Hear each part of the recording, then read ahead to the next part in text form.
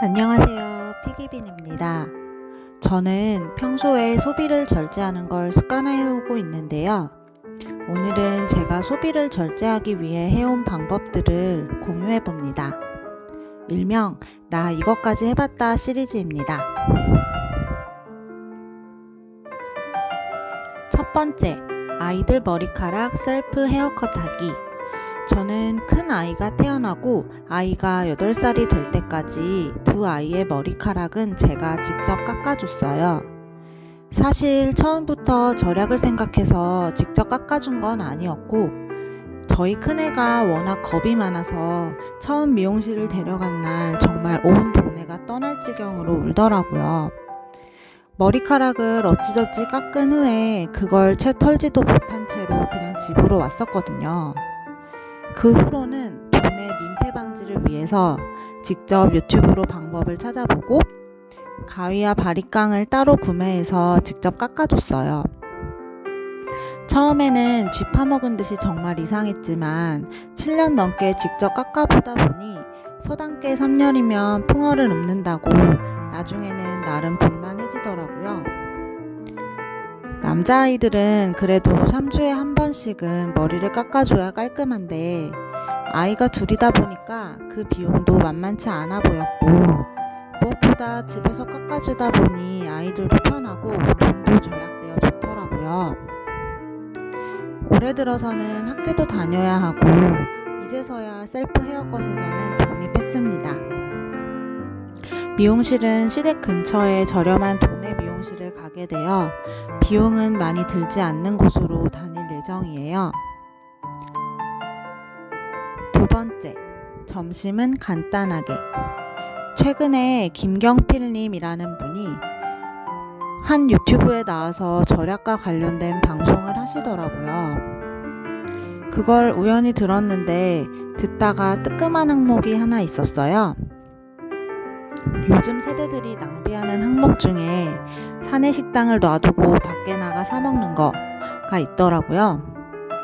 저도 사실 사내식당 안 다닌 지 오래됐거든요. 그래서 과거에는 항상 밖에 나가서 생돈을 주고 밥을 사 먹었었죠. 아이디카드에 들어있는 사내식당 밥값으로는 커피를 사 마시고요. 그런데 절약을 하기 시작한 최근 몇 년간은 점심은 간단하게 먹고 있어요. 집에서 싸온 것들로요. 여러 영상들을 통해 말씀드렸지만 저는 점심시간에 제 시간을 보내거든요. 점심 먹는 시간이 아까워서 점심은 보통 간편하게 때우고 운동을 하러 나가거나 산책 혹은 서점 구경 등을 합니다. 그래서 집에서 도시락을 싸가요. 재택근무를 하는 날도 집에서 간단하게 먹는 편이고요. 도시락은 보통 삶은 고구마, 계란, 과일 혹은 빵 이런 것들로 싸다닙니다. 점심을 가볍게 먹으니까 속이 편해서 식곤증도 줄었고 시간을 아낄 수 있어서 참 좋아요. 셋째, 밥은 항상 해둡니다. 외식을 안 하기 위해서예요. 예전에는 습관적으로 주 3, 4회 이상 저녁에 배달을 시켰었거든요.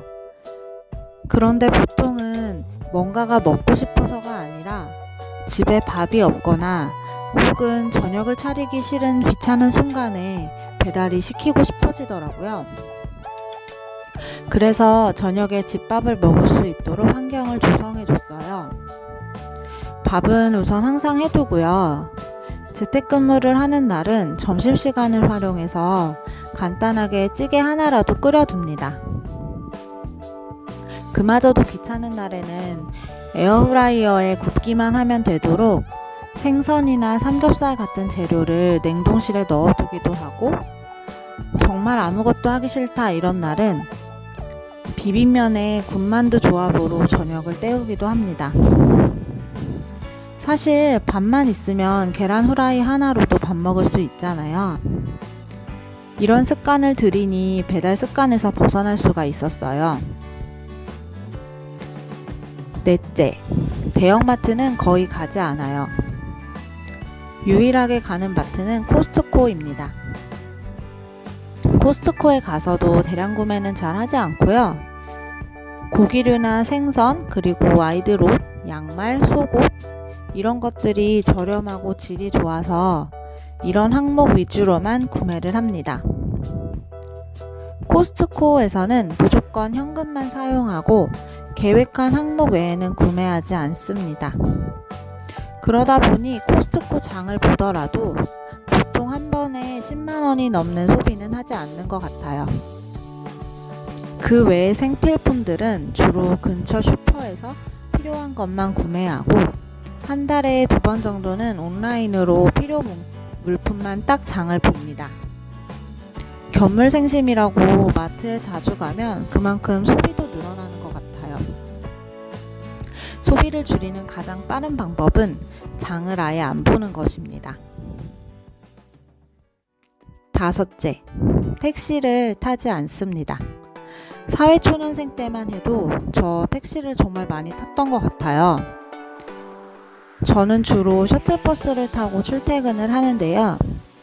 딱 5분만 일찍 나가면 되는데 버스 타기에도 시간이 촉박해서 택시를 타고 나간 적이 여러 번이에요. 회사에서 회식 후에 밤늦게 2, 3만 원씩 척척 내고 택시를 타고 집에 온 적도 많았고요. 그렇지만 지금은 절대 택시를 타지 않아요. 무조건 대중교통입니다. 지하철과 버스를 타고 이동하는 것이 건강에도 좋고 절약에도 좋은 길이라는 것을 깨닫게 됐고요.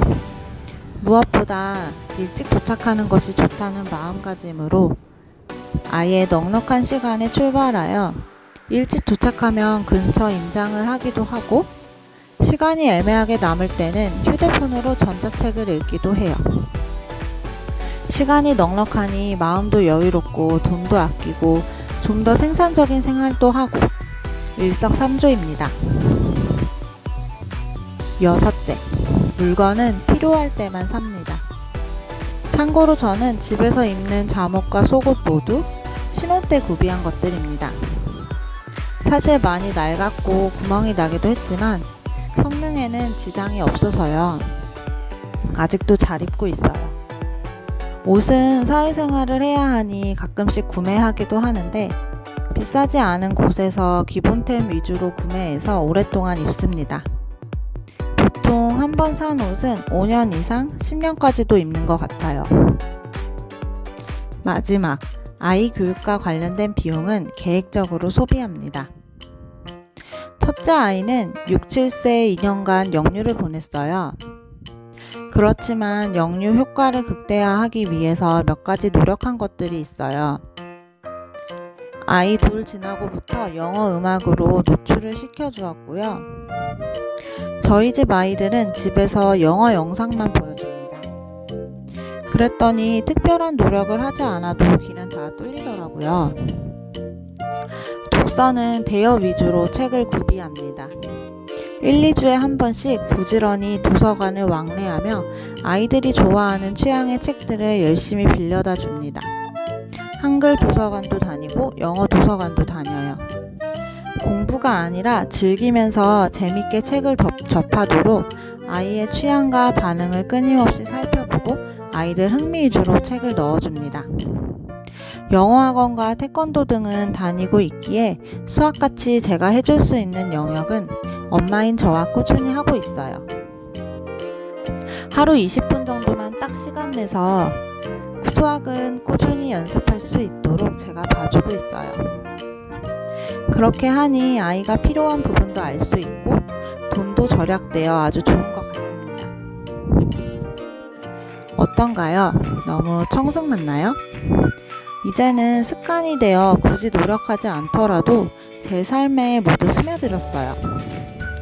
그러니 누군가에게는 청승맞아 보이는 삶일지라도 저에게는 제가 바라는 목표가 있고 그 목표를 위해 열심히 노력하는 것뿐이니 다른 사람의 시선과 평가에는 더 이상 신경 쓰지 않게 되더라고요. 그럴 시간에 제 자신에게 좀 더 집중해 주는 것이 나은 선택이라는 것도 알게 되었고요. 요즘에는 미니멀한 삶에 대해서도 관심이 생기고 있어요. 사용한 물건을 줄이고 집에 있는 짐들도 줄이면 집안일에 쓰이는 시간도 절약하고 소비를 위해 드는 비용도 줄일 수 있고 무엇보다 단정함에서 오는 만족감도 클 것 같거든요. 모두들 삶에서 줄여나갈 수 있는 부분들이 있으시면 한번 시도해보세요. 오늘도 제 이야기를 들어주셔서 감사합니다. 제 이야기가 도움이 되셨으면 구독과 좋아요도 부탁드립니다. 감사합니다.